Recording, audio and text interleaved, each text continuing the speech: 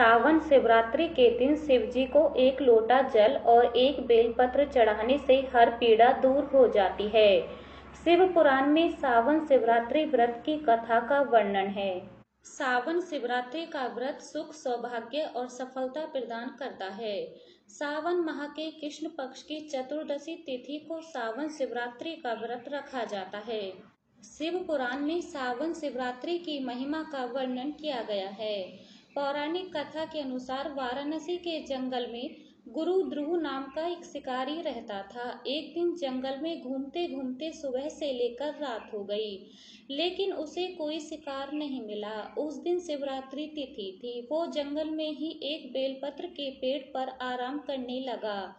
तभी वहां एक हिरनी आई। उसने जैसे ही तीर चलाने की कोशिश की, तभी एक बेलपत्र और बारिश से पेड़ पर जमा पानी नीचे स्थापित शिवलिंग पर गिर गया। शिकारी से अनजाने में शिवरात्रि के पहले प्रहर की पूजा हो गई। ऐसे हुई दूसरे प्रहर की पूजा।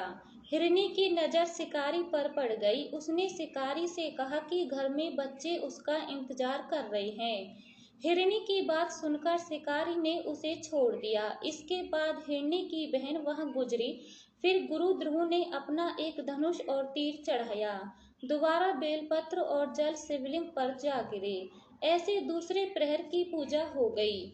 उस हिरनी ने भी अपने बच्चों को सुरक्षित स्थान पर छोड़कर दोबारा आने की बात कही, तो गुरु ध्रुव को उस पर भी दया आ गई। शिकार के इंतजार में अनजाने में की शिव की पूजा। थोड़ी देर बाद एक हिरन अपनी हिरनी की खोज में आया। फिर पूरी प्रक्रिया अनजाने में हुई और तीसरे प्रहर में ही शिवलिंग का पूजन हो गया। कुछ देर के बाद तीनों हिरनी और हिरन शिकारी को किए गए वादे के चलते उसके पास आ गए। इन सभी को देखकर गुरु ध्रुव बहुत खुश हो गया। वो सबको मारता उससे पहले चौथे प्रहर की पूजा भी संपन्न हो गई। शिवजी ने शिकारी को दिया विशेष आशीर्वाद। सुबह से रात तक बिना कुछ खाए पिए उससे अनजाने में शिवरात्रि का व्रत पूजा हो गई। इस तरह उसे पापों से मुक्ति मिल गई और उसने हिरणों को मारने का विचार भी छोड़ दिया, जिसके प्रभाव से उसके पाप तत्काल भस्म हो गए। सूर्य उदय होते ही उसने सभी हिरणों को मारने का विचार त्याग दिया।